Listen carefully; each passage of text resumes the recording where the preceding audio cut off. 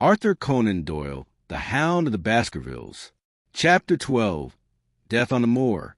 My breath caught in my throat, and for a moment I could not trust my own ears. Then my senses and my voice returned, and with them a crushing weight seemed to lift from my soul. That cold, incisive, ironical voice could belong to only one man in all the world. "Holmes!" I cried. "Holmes!" "Step out," said he, "and please be careful with that revolver." I took a step over the threshold and found him sitting upon a stone. His gray eyes were dancing with amusement at my utter amazement. His sharp face, bronze and weathered by the elements, was thin and worn, yet it looked alert and keen. In his tweed suit and cloth cap, he looked like any other tourist upon the moor. He had even managed, through that feline passion of his for personal cleanliness, to keep his linen as white and his chin as smooth as if he were still in Baker Street. I have never been so glad to see anyone in my life, I exclaimed, wringing his hand, or so surprised. I must admit it. And you were not the only one surprised. I assure you, until I was within 20 paces of this hut, I had no idea that you had discovered my temporary retreat, much less that you were inside it. You saw my footprints, then? No, Watson. I fear I could not distinguish your footprints from those of any other man in the world. If you seriously wish to deceive me, you must change your tobacconist. For when I see a cigarette butt labeled Bradley, Oxford Street, I know that my friend Watson is in the neighborhood. You threw it down near the path at that momentous moment when you decided to storm the empty hut. Exactly so. I thought as much. And knowing your admirable tenacity, I was convinced that you were sitting in ambush with your weapon ready, waiting for the tenant to return. So, you really thought that I was a criminal? I did not know who you were, but I was determined to find out. Splendid, Watson. And how did you track me? Perhaps you saw me on the night of the convict hunt, when I was imprudent enough to let the moon rise behind me. Yes, I saw you then. And no doubt you searched every hut before reaching this one. No, your boy was seen, and that gave me the lead I needed. Seen by the old gentleman with the telescope, no doubt. I realized he was watching when I first saw the sun glinting off his lens. Holmes rose and peered into the hut. Ah, I see Cartwright has brought me some supplies. And what is this paper? So you've been to Coombe, Tracy? Yes. To see Mrs. Laura Lyons? Precisely. Well done. Our researches have evidently been running on parallel lines, and when we combine our results, I trust we shall have a clear view of the case. For my part, I said, I am glad from my heart that you are here. My nerves could no longer stand this wall of mystery. But tell me, for heaven's sake, how did you get here and what have you been doing? I thought you were in Baker Street working on that blackmailing case. That is exactly what I intended you to think. Then you use me, you send me on a mission of trust, and yet you do not trust me. I cried with some bitterness. I thought, Holmes, that I deserved better. My dear friend, you have been invaluable to me in this, as in so many other cases. I beg you to forgive me if I seem to have played a trick upon you. In truth, I did it partly for your own sake. I came here to investigate personally, because I realized the danger you were in. Had I stayed with you and Sir Henry, my presence would have warned our formidable enemies to be on their guard. Now, I am free to move about, which I could not have done at the Hall, and I remain an unknown factor, ready to throw my whole weight into the scale at the critical moment. But why keep me in the dark? Had you known of my presence, it would have been of no advantage to us, and it might have led to my discovery. You would have wanted to tell me things, or perhaps, in your kindness, brought me comforts, and that would have been a needless risk. I brought Cartwright with me, the lad from the messenger office, you remember, and he has looked after my simple wants. A loaf of bread and a clean collar. What more does a man need? He has given me an extra pair of eyes and a pair of very active feet, both of which have been invaluable. Then all my reports have been wasted. My voice shook as I thought of the care and pride with which I had written them. Holmes pulled a bundle of papers from his pocket. "Here are your reports, my dear fellow, and they have been most carefully read. I assure you, I made excellent arrangements for receiving them. They were only 1 day delayed. I must compliment you on the zeal and intelligence you have shown in this extraordinarily difficult case." I was still struggling to process the fact that Holmes had deceived me, but the warmth of his praise soon stifled my resentment. Deep down, I felt that he was right, and that it was better for our purpose that I had not known he was on the moor. "That's better," he said, seeing the shadow lift from my face. "Now, tell me the result of your visit to Mrs. Laura Lyons." It was not hard for me to guess you had gone to her, for I already knew she was the only person in Coombe Tracey who could be of use to us. In fact, if you had not gone today, I would likely have gone myself tomorrow. The sun had set, and twilight gathered over the moor. The air grew chilly, and we went into the hut to keep warm. There, I told Holmes of my conversation with Laura Lyons. He was so interested that I had to repeat parts of it. "This is most important," he said when I had finished. "It fills a gap in this complex case which I have been unable to bridge. Did you establish that there is a close intimacy between this lady and Stapleton?" "I cannot say for certain. There can be no doubt of it. They meet, they correspond, there is a complete understanding between them. Now, this gives us a very powerful weapon. If only I could use it to detach his wife." "His wife?" "I am giving you news now in return for yours. The lady who passes here as Miss Stapleton is, in fact, his wife." "Good heavens, Holmes! Are you sure? How could he allow Sir Henry to fall in love with her?" "Sir Henry falling in love could harm no one but Sir Henry. You notice yourself that Stapleton took great pains to prevent him from paying her too much attention. I tell you, she is his wife, not his sister. But why such deception? Because he foresaw that she would be very much more useful to him in the character of a free woman. All my unformed premonitions, my vague suspicions, suddenly took shape and centered upon the naturalist. In this colorless, impassive man, with his straw hat and his butterfly net, I seemed to see something terrible, a creature of infinite patience and craft, with a smiling face and a murderer's heart. It is he, then. He is our enemy. It was he who followed us in London. So I read the riddle. And the warning, it must have come from her? Exactly. Through the dark veil that had so long surrounded me, I began to glimpse the outlines of monstrous and systematic villainy. But are you sure of this, Holmes? How do you know that the woman is his wife? Because, in an unguarded moment, he told you the truth about a portion of his past life when you first met, a slip he has likely regretted ever since. He mentioned he had been a schoolmaster in the north of England. Now, there is nothing easier than to trace a schoolmaster. There are scholastic agencies through which one can identify any man who has followed the profession. After a little inquiry, I found that a certain school had met with misfortune under tragic circumstances, and that the man responsible, under a different name, had disappeared with his wife. The descriptions of the couple matched the Stapletons perfectly.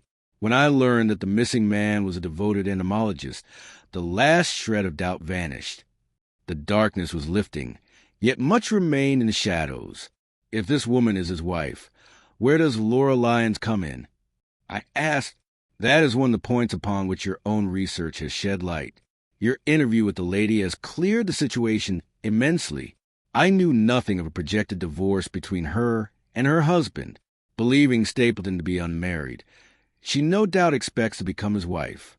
And when she learns the truth, then the lady may become very useful to us. Our first task tomorrow must be to see her together. But tell me, Watson, do you not feel that you have been away from your post too long? Your place is at Baskerville Hall. The last red glow of sunset had faded in the west, and night settled over the moor. A few stars began to twinkle in the violet sky. "One more question, Holmes," I said, rising. "Surely there are no more secrets between us. What does it all mean? What is he after?" Holmes spoke in a low, guarded voice. "Murder, Watson. Refined, cold-blooded, deliberate murder. Do not ask me for the details. I am weaving my net around him just as he weaves us around Sir Henry, and with your help, he is already almost in my power. There is only one danger, that he may strike before we are ready to strike back. Another day, 2 at most, and my case will be complete. Until then, guard your charge as a mother guards a sick child. Your mission today has justified itself, and yet I almost wish you had not left aside. Listen. A terrible scream, a prolonged, agonizing cry of horror, broke the silence of Moor. It turned my blood to ice. "Oh, my God!" I gasped. "What is that? What does it mean?" Holmes sprang to his feet. I saw his dark, athletic figure framed in the doorway, his shoulders hunched and his head thrust forward, peering into the gloom. "Quiet," he whispered. "Hush." The sound had been loud because of its sheer intensity, yet it had come from far away. Now, it reached our ears again, closer, louder, more urgent than before. "Where is it?" whispered Holmes. Even in the darkness, I could tell by the trembling of his voice that he, the man of iron, was shaken to the very soul. "Where is it, Watson?" "From over there, I think," I answered, pointing into the night. "No, from this direction." Once more, a scream of mortal agony rent the silent night, louder and far nearer than before. And to this cry was added another sound, a deep, muffled baying, musical yet menacing, like the low, constant roar of the sea. "The hound!" cried Holmes. "Come, Watson, come. Great heavens, let's not be too late." He dashed across the moor, and I followed hard at his heels. But suddenly, from somewhere among the rocks directly ahead, there came one last desperate groan, followed by a dull, heavy thud. We stopped listening. No further sound broke the heavy silence of the windless night. Holmes clutched his head in a gesture of despair and stamped his foot upon the ground. "He has beaten us, Watson. We are too late." No, no, surely not. What a fool I was to hold my hand. "And you, Watson, see what comes of leaving your post. But by heaven, if the worst has happened, we shall have our revenge." Blindly, we ran through the dark, stumbling over stones, tearing through gorse bushes, panting up hills and scrambling down slopes, always heading toward that terrible sound. At every rise, Holmes looked frantically around, but a thick gloom covered the moor, and nothing moved upon its sullen surface. "Do you see anything?" "Nothing. But listen." "What is that?" A low moan reached our ears. There was again, to our left, on that side, a ridge of rocks ended in a sheer cliff overlooking a boulder-strewn slope. On its jagged surface lay a dark, irregular object. As we ran toward it, the shape took the definite form of a man lying face down. His head was twisted under him at a terrible angle, his shoulders rounded, and his body huddled as if he had been mid-somersault. The position was so grotesque that I could not at first believe that the moan we had heard was the passing of a soul from that body. No further sound or complaint came from the dark figure over which we leaned. Holmes reached out his hand, then jerked it back with an exclamation of horror. He struck a match, and the flare illuminated his blood-stained fingers and a ghastly pool widening from the victim's shattered skull. The light revealed something else, something that turned our hearts to ice. It revealed the body of Sir Henry Baskerville. Neither Holmes nor I could forget that peculiar ruddy tweed suit he had worn on that first morning at Baker Street. We recognized it instantly. Then the match flickered and went out, just as the hope had died within our hearts. Holmes groaned, his face showing as a pale, white patch in the darkness. "The brute! The brute!" I cried, wringing my hands. "Oh, Holmes, I shall never forgive myself for abandoning him. I am more to blame than you, Watson. To have my case complete and rounded, I have sacrificed my client. It is the heaviest blow I have ever received in my career. But how could I know? How could I have known that, despite all my warnings, he would risk the moor alone? To think that we heard his screams. My God, those screams. And we cannot save him. Where is this beast? This hound that hunted him to his death? It may be lurking among these rocks even now. And Stapleton? He shall answer for this. He shall. I will see to that. Uncle and nephew both murdered. One frightened to death by the mere sight of a creature he believed supernatural. The other killed in his wild flight to escape it. But now we must prove the link between the man and the beast. Apart from what we heard, we cannot even swear to the hound's existence. For Sir Henry has evidently died from fall. But by heaven, cunning as he is, the man shall be in my power before another day is out. With heavy hearts, we stood on either side of the mangled body, overwhelmed by this sudden and irreparable disaster which had brought all our long toil to so miserable an end. As the moon rose, we climbed to the top of the rocks from which our poor friend had fallen, and looked out over the moor, now bathed in a ghostly light. Far away, miles toward Grimpen, a single yellow light burned. It could only come from the lonely dwelling of the Stapletons.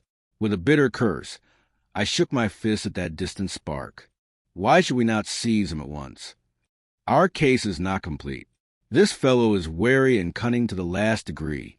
It is not what we know, but what we can prove, that matters. If we make one false move, the villain may yet slip through our fingers. What can we do, then? Tomorrow we shall have much to do. For tonight, we can only render one last service to our friend.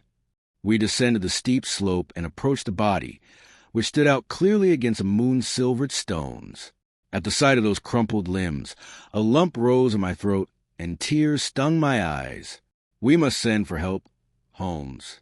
We cannot carry him back to the hall alone. My God, man, have you lost your mind? Holmes had uttered a sharp cry and bent over the body.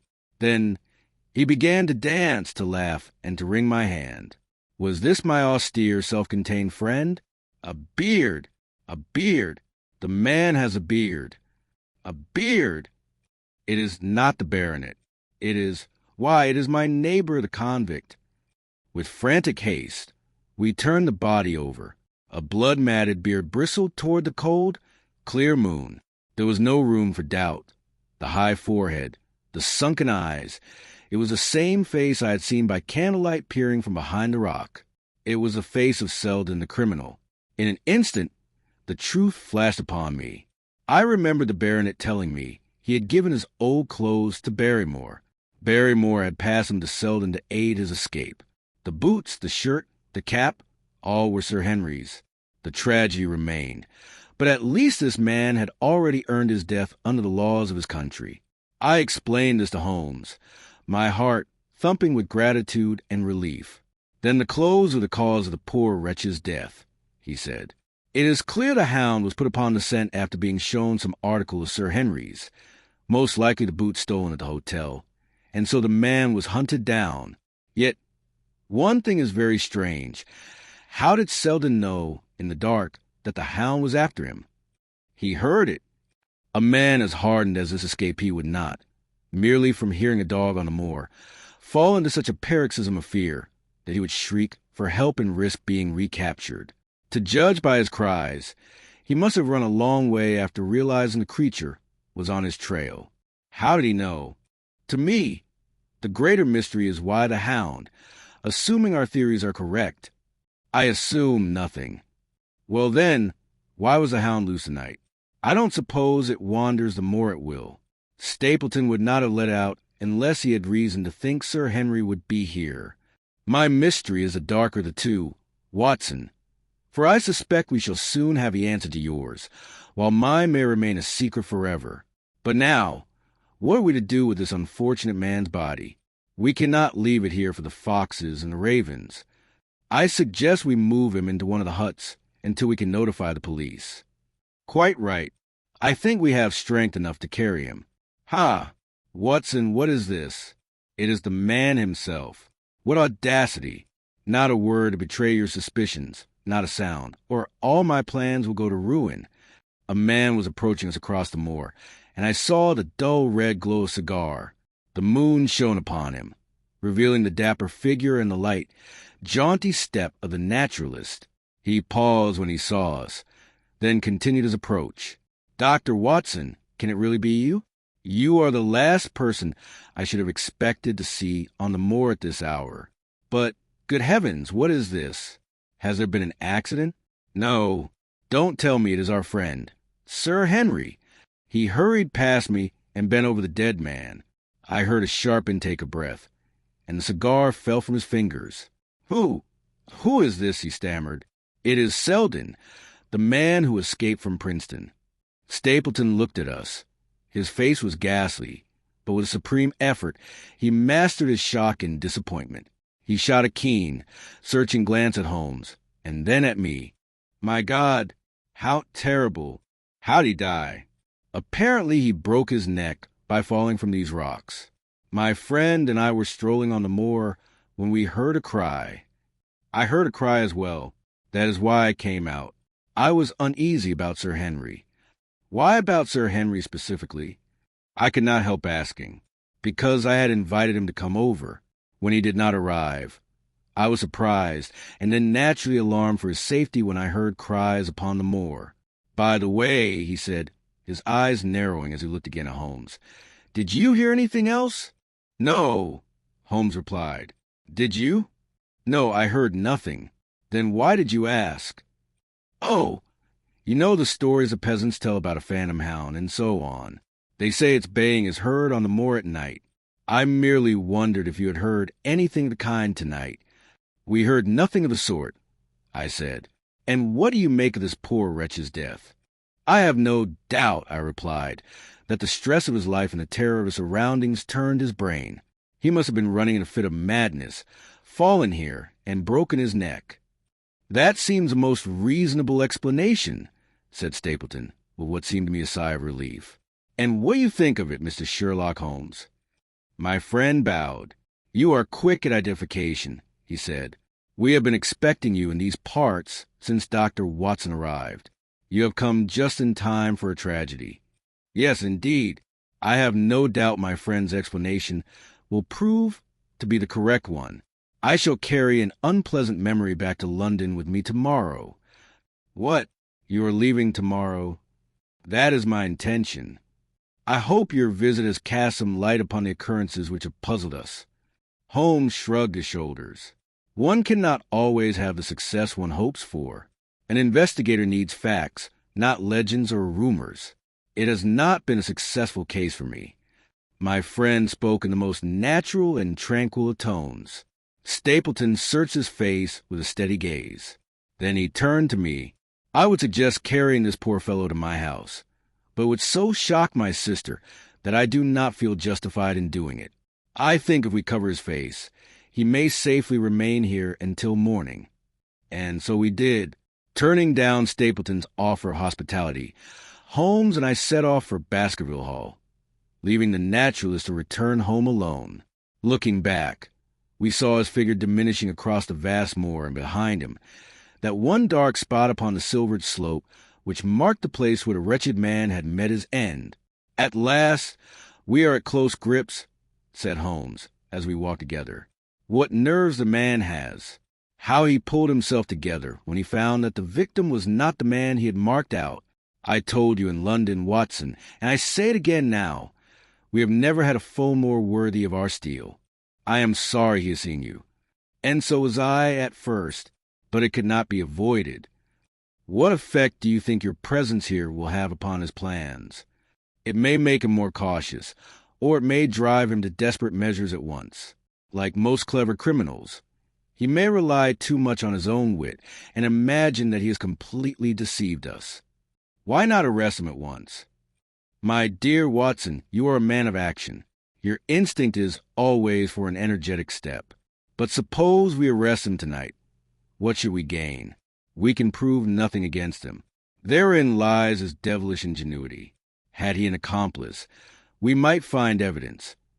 But even if we could drag the hound into the light of day, that would not help us put a noose around the neck of its master. But surely we have a case? Not a shadow of one, nothing but surmise and conjecture. We should be laughed out of court if we came with such a story and such evidence. What about Sir Charles's death? Found dead, without a mark upon him. You and I know he died of sheer terror, and we know what frightened him. But how are we to make 12 literal-minded jurymen believe it? Where is the evidence of a hound? Where are the marks of its fangs? We know, of course, that a hound does not bite a dead body, and that Sir Charles was dead before the beast overtook him. But we must prove all this, and we are not yet in a position to do so. And what of tonight? Even tonight, we have made no progress. There is no direct link between the hound and the man's death. We did not see the hound. We heard it, but we cannot prove it was following the man. There is a complete lack of motive. No, my dear friend, we must face the fact that we have no case at present, and that we must run any risk to establish one. And how do you propose to do that? I have great hopes of what Mrs. Laura Lyons may do for us when the facts are laid before her, and I have a plan of my own as well. Sufficient for the day is the evil thereof, but I hope to have the upper hand before another 24 hours have passed. I could get nothing further out of him, and he walked in deep thought until we reached the gates of Baskerville Hall. Are you coming in? Yes. I see no reason to hide any longer. But one last word. Watson, say nothing to Sir Henry about the hound. Let him believe that Selden died just as Stapleton would have us think. His nerves will be the steadier for the ordeal he must undergo tomorrow when, if I remember your report correctly, he goes to dine with these people. I am invited as well. Then you must offer an excuse, and he must go alone. That can easily be managed. And now, if we are too late for dinner, I think we have at least earned our supper. Chapter 13. Fixing the Nets. Sir Henry was more delighted than surprised to see Sherlock Holmes, for he had been expecting the recent events to draw him out from London. He did, however, raise his eyebrows in some bewilderment when he realized that my friend had brought no luggage and offered no explanation for its absence. I supplied Holmes with all his necessities, and over a late supper we shared as much of our adventures with the baronet as was prudent for him to know. But first, I had the painful duty of breaking the news of Selden's death to Barrymore and his wife. To the husband, it was clearly a relief, but the woman wept bitterly, her face buried in her apron. To the rest of the world, Selden had been a violent man, half beast, half demon, but to her, he was still the wayward little boy she remembered from her own youth, the child who had once clung to her hand. Truly, a man must be wicked indeed if there is no woman left to mourn his passing. I've been moping about this house ever since Watson left this morning, said the baronet. I hope that counts for something, because I've kept my promise. If I hadn't sworn not to go out alone, I might have had a more lively evening. Stapleton sent me a note inviting me over. I have no doubt you would have had a very lively evening, Holmes said significantly. By the way, I don't think you quite appreciate how much we mourned you, believing you had broken your neck. Sir Henry's eyes widened. How so? That unhappy man was dressed in your clothes. I fear your servant, who gave them to him, may find himself in trouble with the police. Hardly. As I recall, there were no marks on any of those garments. That is fortunate for him, and in truth, fortunate for all of you, since you have all acted quite outside the law in this matter. As a conscientious detective, I'm not sure I shouldn't begin by arresting everyone in this house. Watson's reports are most incriminating documents. But tell us about the case, the baronet pleaded. Have you made any sense of this tangle? As for Watson and me, it seems we've learned nothing since we arrived. I believe I shall soon be in a position to clear the matter up for you. This has been an extraordinarily difficult and complex case. There are still a few points to be settled, but we are getting there. Watson likely told you that we heard the hound on the moor. I can swear it isn't just a matter of empty superstition. I've dealt with dogs in my time in America, and when I hear a bark, I know it's a dog's bark. If you can manage to muzzle that hound and put on a chain, I'll say you're the greatest detective since the dawn of time. I believe I shall muzzle him and chain him, if you will give me your help. I will do whatever you command. Excellent. I must also ask you to do so blindly, without always questioning my reasons. As you wish. If you do that, I believe the chances are very good that our little problem will soon be solved. I have no doubt. He broke off suddenly and stared fixedly over my head. The lamplight fell directly upon his face, which was so tense and motionless that it might have been a classical statue, the very personification of energy and expectation. "What is it?" we both cried. As Holmes lowered his eyes, I saw him struggle to suppress the emotion that had seized him. His face grew grave again, but his eyes danced with joyful triumph. "Forgive the enthusiasm of a connoisseur," he said, waving his hand toward the line of portraits on the opposite wall. "Watson refuses to admit I have any taste in art. But that is mere jealousy on his part, as our views on the subject differ. Truly, however, this is a magnificent collection of portraits." "I'm glad you think so," said Sir Henry, looking at my friend with some surprise. "I don't pretend to understand art myself. I'm a better judge of a horse or a steer than a painting. I didn't know you found the time for such things. If I see something good, I appreciate it, and I see something very good now.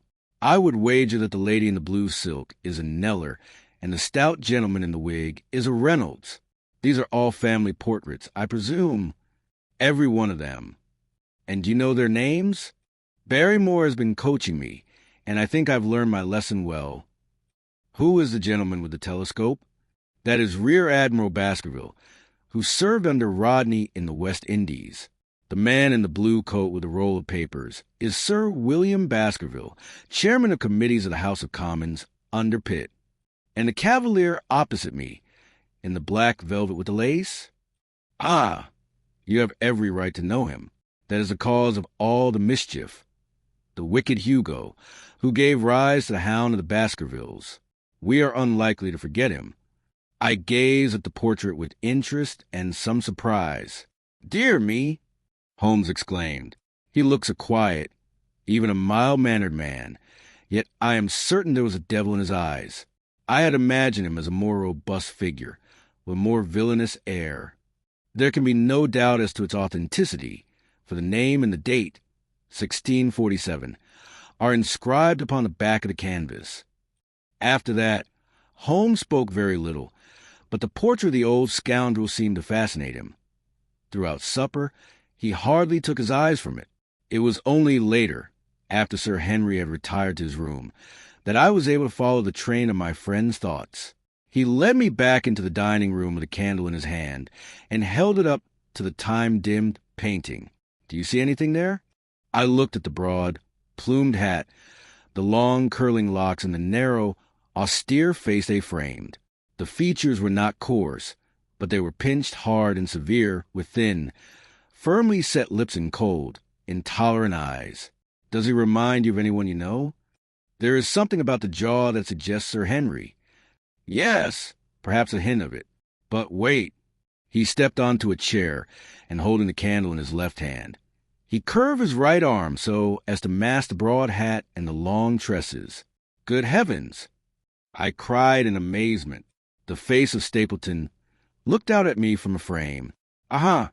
You see it now. My eyes are trained to examine the face, not its ornaments. The first quality of a criminal investigator is the ability to see a man through his disguise. But it is staggering. The portrait might have been painted from him.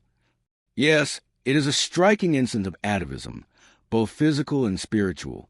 A man who studies family portraits might well become a believer in the reincarnation of souls. Our fellow is a Baskerville, that much is clear, with designs upon inheritance. Exactly. This portrait has given us one of the most vital missing links. We have him.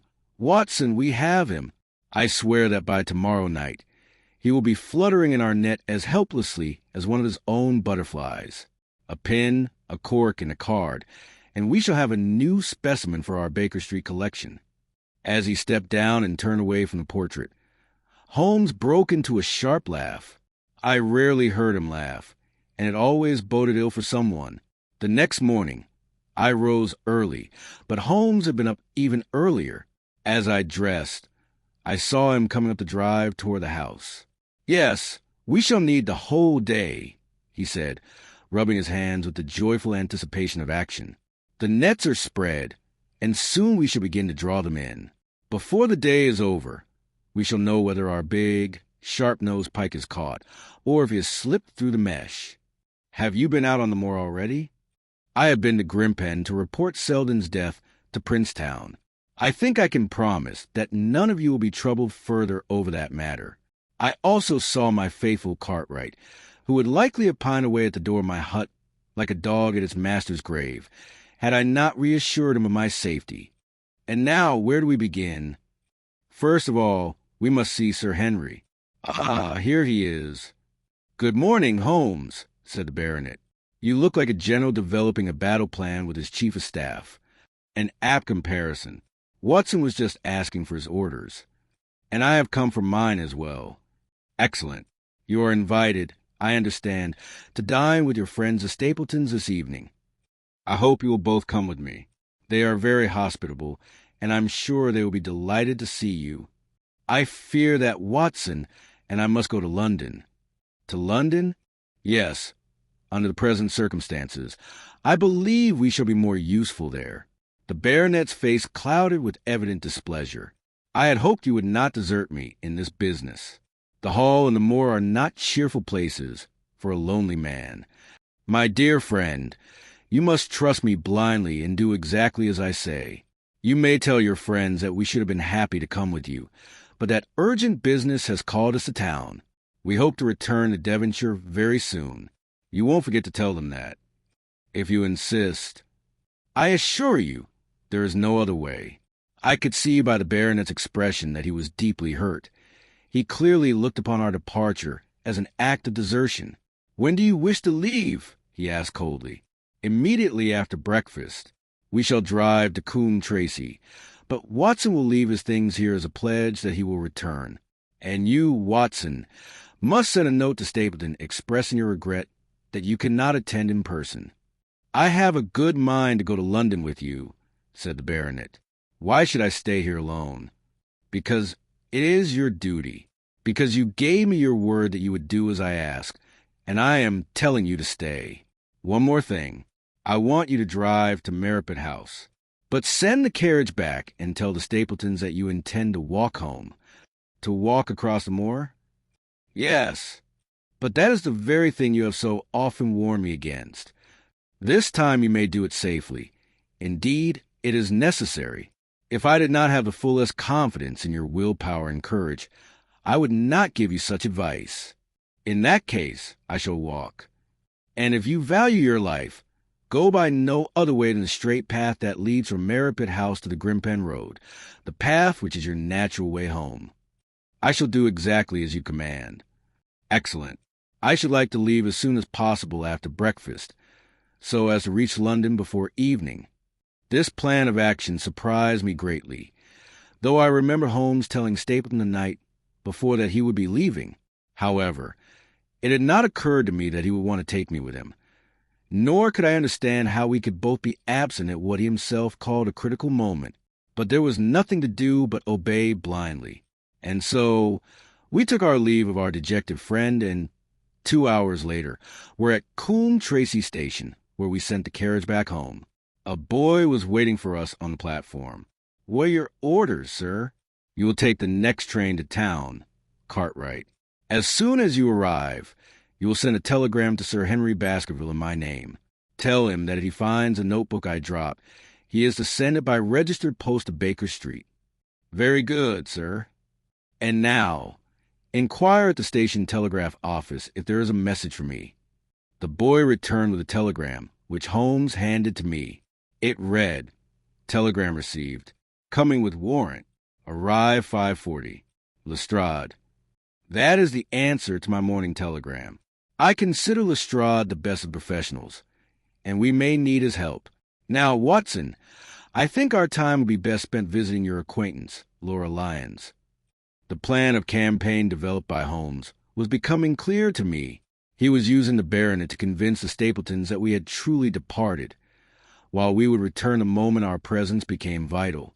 Cartwright's telegram, if Sir Henry mentioned it to the Stapletons, would remove any lingering suspicions. I felt as though I could already see our nets closing in upon that sharp-nosed pike. Mrs. Laura Lyons was in her office, and Sherlock Holmes began his conversation with a frankness so blunt it left her stunned. "I have been tasked with investigating the circumstances surrounding the death of Sir Charles Baskerville," he said. "My friend, Dr. Watson, has informed me of what you told him, and also what you chose to conceal regarding this matter." "What I concealed?" she asked defiantly. "You admitted that you asked Sir Charles to be at the gate at 10 o'clock. We know that he died at that very spot and at that very hour. You concealed the connection between those two facts. There is no connection. In that case, the coincidence is truly extraordinary, but I believe we shall succeed in establishing that link. I wish to be entirely frank with you, Mrs. Lyons. We consider this a case of murder, and the evidence may implicate not only your friend, Mr. Stapleton, but also his wife." Laura sprang from her chair. "His wife!" she cried. "The fact is no longer secret. The person who passed as his sister is, in reality, his wife." Mrs. Lyons sat down again. Her fingers gripped the arms of her chair so tightly that I saw her pink nails turn white. "His wife!" she repeated. "His wife. He was not married." Sherlock Holmes shrugged his shoulders. "Prove it to me. Prove it to me. If you are only able to do so." The fierce light in her eyes spoke more than any words could express. "I have come to you with the proofs ready," said Holmes, taking several papers from his pocket. "Here is a photograph of the couple taken 4 years ago in York. It is labeled Mr. and Mrs. Vandeleur, but you will have no trouble recognizing him or her, if you have ever seen her. Here are 3 descriptions provided by trustworthy witnesses of the Mr. and Mrs. Vandeleur who kept a private school at that time. Read them, and you will see there can be no doubt as to their identity." She looked at the documents, then back at us, her face frozen with the cold stillness of a woman in despair. "Mr. Holmes," she said, "this man promised to marry me if I could obtain a divorce from my husband. The scoundrel lied to me in every way. He never told me a single word of truth. And why, I imagine it was all being done for my sake. Now I see that I was never anything more than a tool in his hands. Why should I remain loyal to him when he has always been treacherous to me? Why should I shield him from the consequences of his own evil deeds? Ask me whatever you wish, and I shall hide nothing. One thing I swear to you. When I wrote that letter, I never dreamt of harming the man who was my best friend." "I entirely believe you, madam," said Sherlock Holmes. "Relating these events must be very painful for you, and perhaps it will be easier if I tell the story as it happened, and you stop me if I make any essential error. Was the sending of that letter done at Stapleton's suggestion? He dictated the letter to me. I presume the reasons he gave were that Sir Charles could help you with the expenses inevitably connected to a divorce case?" "Exactly so." "And then, once you had sent the letter, he talked you out of going to the meeting?" "He told me his self-respect would be wounded if another man provided the money for such a purpose, and that although he was a poor man himself, he would give his last penny to remove the obstacles that kept us apart. He is certainly consistent. And then, you knew nothing until you read the account of the death in the newspaper?" "Nothing. And he made you swear that you would say nothing about the appointment you had made with Sir Charles?" "Yes. He said the death had occurred under very mysterious circumstances, and that I would certainly be suspected if the facts became known. He frightened me into silence." "Quite so. But you had your suspicions?" She hesitated and lowered her eyes. "I knew him," she said, "but if he had remained faithful to me, I would never have betrayed him." "I think, in truth, you had a fortunate escape," said Sherlock Holmes. "You were in his power, and he knew it, yet you are still alive. For several months, you have been walking on the edge of a precipice. And now, Mrs. Lyons, we must bid you goodbye, but you will hear from us again very soon. The case is rounding out, and the difficulties are falling away one by one." Holmes said as we stood waiting for the express train from town. Students of criminology will remember similar cases, but this one has features entirely its own. Even now, we have no clear proof against this extremely subtle man, but I shall be very surprised if we do not have it before the night is over. The London express puffed into the station, and from a first-class carriage, a small, wiry, bulldog-like man jumped out. We shook hands with him, and I saw at once by the respect with which Lestrade looked at my companion that he had learned much since they had first worked together. I well remembered the disdain with which the practical man used to treat the theories of the logician. "A good case?" he asked. "The biggest," Holmes replied. "We have 2 hours at our disposal before we must set out. I think we might spend them over dinner. And then, Lestrade, we shall clear your throat of London fog by giving you a taste of the pure night air Dartmoor. You have never been there? Oh, in that case, I think you will never forget your first walk in that region."